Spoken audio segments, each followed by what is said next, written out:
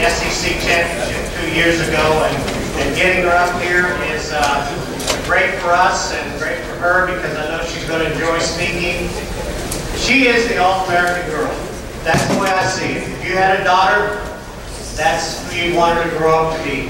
Okay? In my opinion, and I was a hitting coach for 2 gold medal teams, she's the best hitter in the world.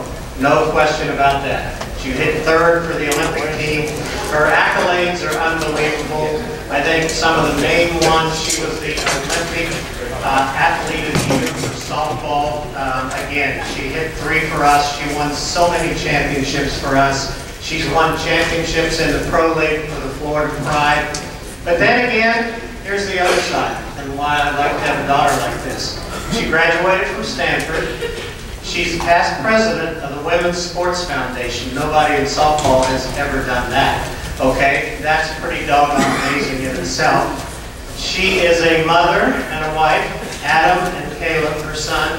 Adam and Caleb have traveled with her all over the world, right? They've been everywhere.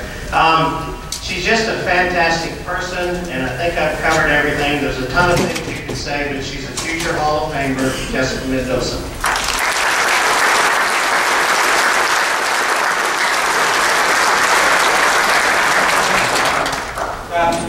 One thing, she's a sideline reporter for football, and that's pretty tough to get to, and she also does the World Series, as you know. Thank you, Ralph. I don't think I'm ever going to let you introduce me again. I need to get to it, right? Let's get to outfield softball. I want to, I'm kind of obviously out of my PowerPoint. We're going to run through these slides, but I do want to make this about what you guys want to know as well. So I usually try to allow about 10 to 15 minutes at the end for questions, just because as much as I love being up here and talking to you guys, I know that it's really about you and the knowledge that you want to get and be able to take back to your teams and be able to teach the game.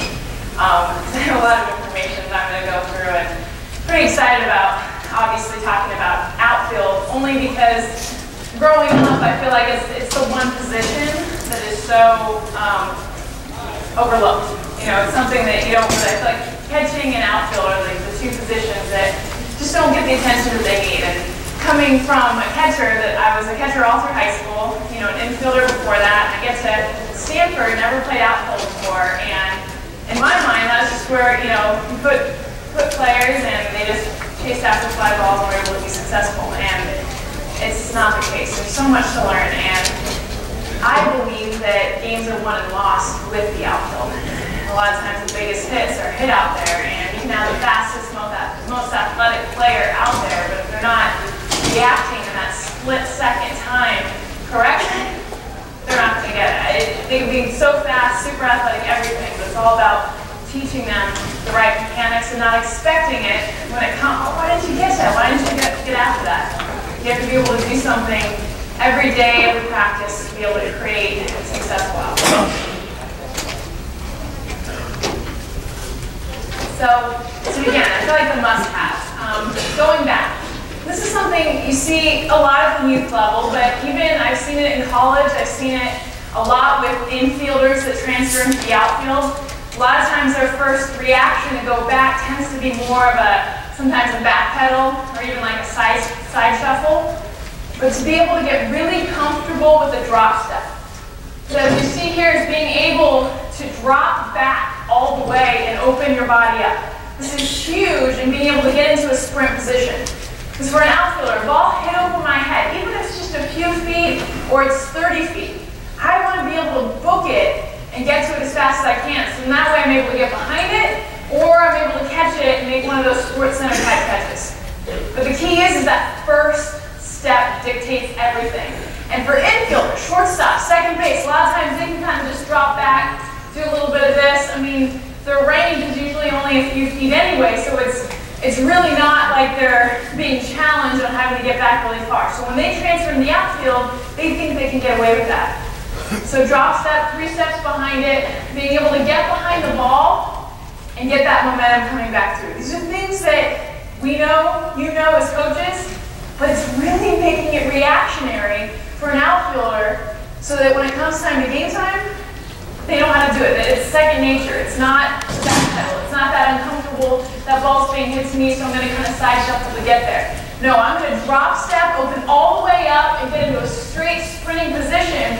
So then I'm able to get behind it and create some real momentum getting behind the ball. Turns.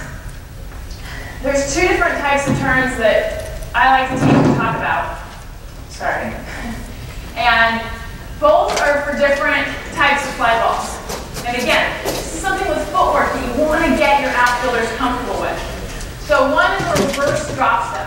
So I just talked about a drop step being able to drop all the way open and go back. And when I talk about turns, this is the case where you're going after a fly ball and for some reason, whether it's the wind, it's the spin of the ball, or honestly, I just opened up the wrong way. And now I have to get to my other shoulder. I've got to get over here. But I'm booking it and I'm going after a fly ball, so I don't have time to just stop, okay, I'll go this way. Now I'm after that fly ball. So two different types of turns. The first is a reverse drop step. So I'm drop step initially, I'm going back to this fly ball. Now I'm going to reverse drop step in one step. If I don't fall off the stage today, that'll be a miracle. I'm going to be moving all over the place. So you're going to basically, in one step, reverse, open up, and keep going.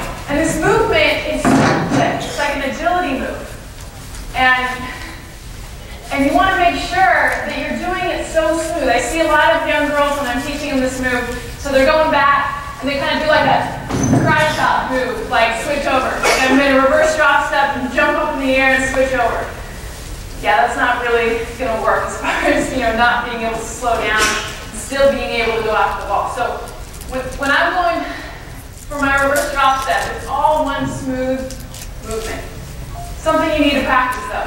I know for me, sometimes I feel like I have two left feet. It took me a couple months to kind of get that move down to where I'm comfortable going after a fly ball, reverse drop step, and comfortable to then continue on and catch it.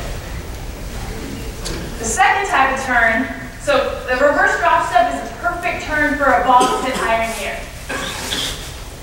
Those kind of balls, you do have some time. You're still moving very quickly, but you can keep your eyes on it. You can make sure that, you're keeping the ball still in front of you. For the ball, it's just a P-rod, a shot, hit over your head. And those ones that are probably the ones you, most of the time, as an outfielder, are the ones when you do turn the wrong way. Because it's hit right at you, you're reacting, 9 out of 10 times, it's like, shoot, I gotta get over that other shoulder. How do I do it? I don't have time to reverse drop step. I don't have time for anything. I gotta make a great catch in a few seconds, and I gotta get over that other shoulder. So this is the head turn. This is hard because as a player, you've been told your whole life never take your eyes off the ball, ever. And all of a sudden you find out, well, except for, a few instances where you can and it's okay. So basically the head turn is something that has to happen very quickly, very efficiently, but what it allows is for your feet to keep moving in the same exact speed without anything changing.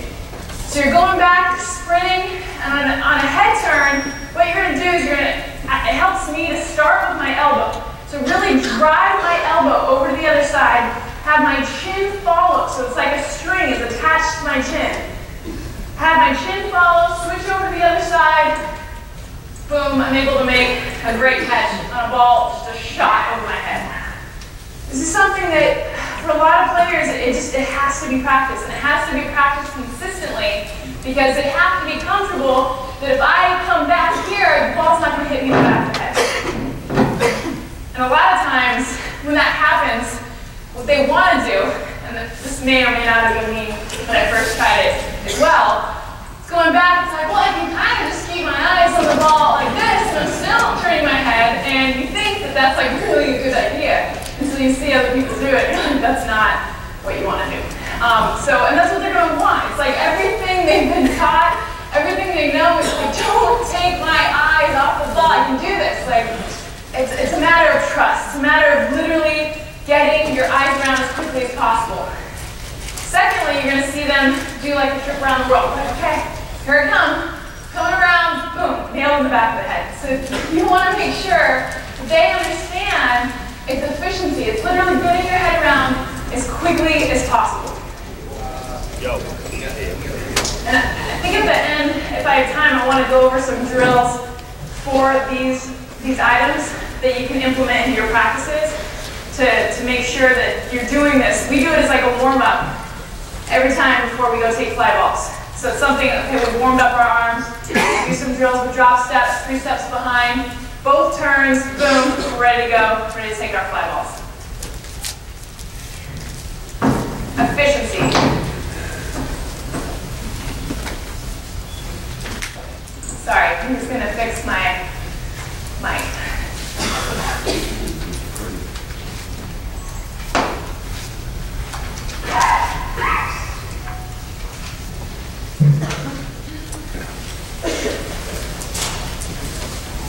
That better?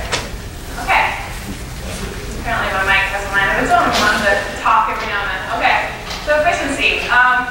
These are things that just, we know, but again, when you're talking about the difference of a ball just grazing off the tip of your glove and actually being able to make a great catch, it comes down to these must-haves. It comes down to being efficient.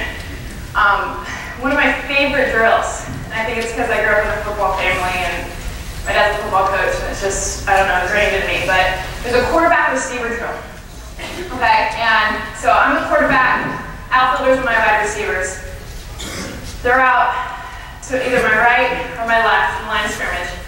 And when I say go, they're going to sprint as hard as they can, with their glove on, straight out. When I yell go, again, they're going to run a cross pattern, either to the left or the right, depending on what side they're on, but basically across. So when I yell go again, I'm going to run across, and that's where I'm going to hit him with a touchdown pass. When I say hit him, I mean like throw it out, catch it. I have to clarify, I've had literally at clinics I've done, I've had people helping me, and they're just like dodgeball, like I'm going to hit him. Wow. So you really got to make sure.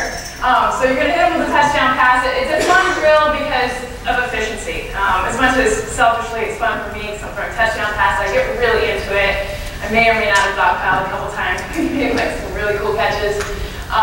But it's fun for them. And you start out kind of easy, and then you progress to making it, I mean, literally, I'm chucking balls, like, try to catch this. Come on, I'm throwing this into the end zone, go get it. And they're sprinting as hard as they can. Because what I find is even the fastest runners are great until the balls hit at them. And you'll see, as soon as, they're sprinting, go, I say go again, they're sprinting again, and as soon as I release that ball, it's like they slow down. It's like they have to kind of read it first, or hesitate, or do something. It's like being able to sprint and read the ball is probably one of the most difficult things, and it's because if you're not running, for example, on the balls of your feet, you're running on your heels, and now all of a sudden that ball is bouncing with you. We've all had that happen. I know I've done, why is the ball taking a bad hop in the air? I don't understand. If you teach them to run on the balls of their feet and explain why, they'll be a lot faster, but they're also going to see the ball a lot easier. Pumping their arms, catching moving balls. All of these things are going to help them, and what I see a lot of outfielders do as well, they'll go running after the ball and they're like this the whole entire time. So it's a great drill because you can point out to them, if you ever see in the Olympics, 100-meter dash, the runners are running with their hand pointed out. No, there's a reason why you pump your arms. Faster, efficiency. In a game of softball, it is a game of inches. So these little things seem like, does it really matter if I pump my arms? Yes, it does. Because how many balls do you miss by inches? All the time. Catch those balls by being efficient. Have some fun with it, or you guys can be quarterbacks and wide receivers, and you can maybe be Aaron Rodgers and Greg Jennings, and you're scoring a winning touchdown. Sorry, I'm tired. Hope I don't make anyone mad. Where's my Vikings? I saw a Vikings guy. Yep. Hi. That's why I brought that up.